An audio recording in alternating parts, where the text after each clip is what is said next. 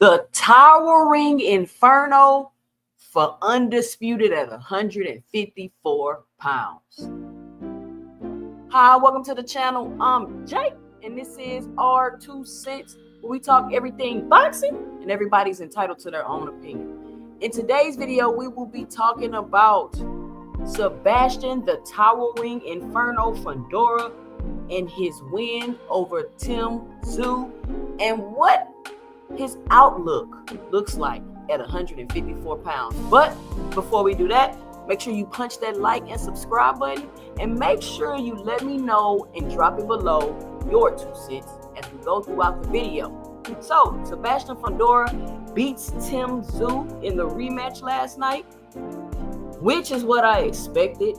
I told people, and I don't know why, I can't understand why people have such an issue with Sebastian Fundora.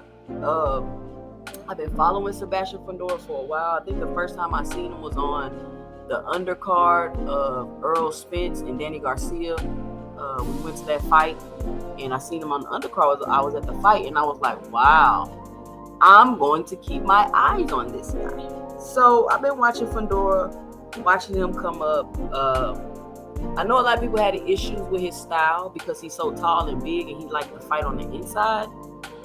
But lately, the last couple of fights, like I was telling people, that Sebastian Fundora is working on using his jab. The first couple, the first fight he did it, he looked kind of awkward. Like you would see him trying to use it in fights, but he would just go back to what he was comfortable doing, which is fighting on the inside, which got him caught against Brian Mendoza when he fought Mendoza, because he was beating Mendoza. He was beating Mendoza that fight. Mendoza caught him with a hook, caught him with his hands down, got the KO, he lost the fight. He was able to bounce back, come back, become champion again.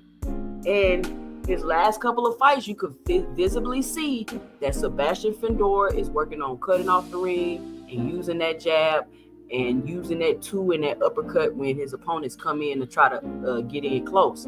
Which, even if an opponent gets in close to Sebastian Fundora, he can fight on the inside. I know people don't like him fighting on the inside, but he can fight on the inside. And those short hooks and those short uppercuts that Sebastian Fundora be throwing with those long arms, they are brutal. Y'all seen Lubin face after that fight.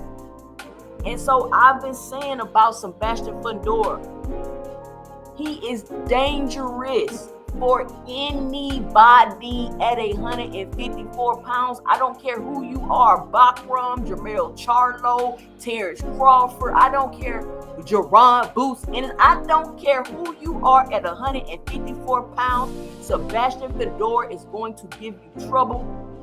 He's using his jab. He's following up with a two. He's hitting you with the uppercuts when you're trying to come in. And when you get in there, you still gonna be in trouble. It's no safe place to be in the ring with Sebastian Fundora. Now, does Sebastian Fundora have flaws? He absolutely does. He doesn't get his head off the line. He's susceptible to overhand rights. He's not chinny. He got a pretty decent chin because Sebastian Fundora be taking some shots. So his defense is not the greatest, right? Is he beatable? Absolutely. Is he the best fighter at 154? No. Is he the most skilled fighter at 154? No. But for some reason, a lot of boxing fans have this thing in their head that in order to be a good boxer, you have to have just this super great skill. And you don't. You don't have to have a super great boxing skill level to be a good boxer. I don't know why people think that. A lot of times, fighters, and I keep saying this to y'all, fighters with certain attributes and certain talents will make up for the skills that they are lacking. Fundora doesn't move his head. He doesn't keep his head off the line. He's long as hell. He's using a jab to keep you on the outside. His attribute, his length, kind of makes up for him not moving his head. Does it fully make up for moving his head? No, because he gets hit. He does get hit. But he doesn't have to be the best boxer in the world. He's what, 6'5", 6'6", with an 84, 85-inch arm reach, y'all? Come on, man. The man is a created player. I don't even think you can create a player that big for that weight class on the game. So all I want to say is, fans, y'all got to start respecting these fighters' style and stop trying to discredit them because they don't have the greatest skill level. It's plenty of fighters with good skill levels that get beat. And they don't always get beat by fighters with better skill levels. Fighters with good skill level can get beat by fighters that don't have as good of a skill level. It's boxing. So just understand that. I believe the 154-pound division is the most competitive division that we have right now. Any fight you make damn near at 154 pounds, you're going to want to see. I want to see Fundora in there with all of them. Bakram, Boots, Jermell Charlo, Freddie Rojas Jr.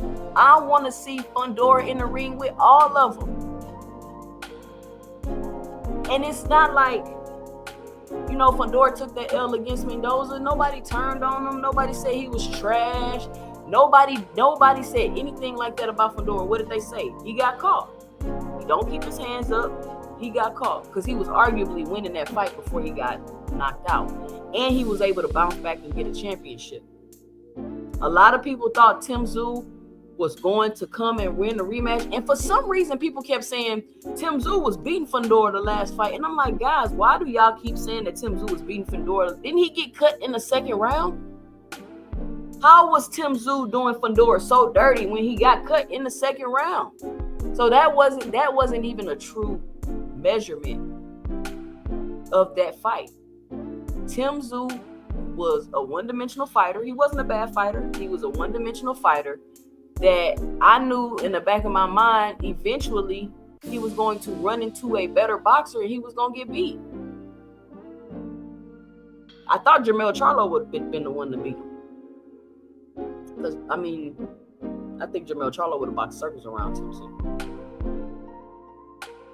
But I think Tim Tszyu just could not beat Fundora. Like, he just cannot get past his length, his height, his style. Fundora just got Tim Tszyu number. Tim Tszyu could not beat Fundora. Some people calling and saying Tim Tszyu should retire and all this other stuff. Honestly, Tim Tszyu looked better last night than he did in his last fight. I wouldn't say Tim Tszyu should retire. I'm not sure if Tim Tszyu will be able to compete on the championship level again. Maybe he'll be like a test for the 54-pounders, kind of like a gatekeeper, so to speak. He may have an opportunity it may be a fight that they could put together where he has an opportunity to win a belt again. I don't know. He's going to have to build himself back up and probably get back in line. But I don't think that Tim Tszyu should retire. I think that Fundora just got his number. He just can't beat him. Like, some people you just can't beat. That doesn't mean that you need to retire. But let me know and drop it below your 2 cents. What did you think about the fight with Fundora? What do you think about him improving as a fighter, using his jab, keeping the fighters on the outside, keeping them at the end of his jab?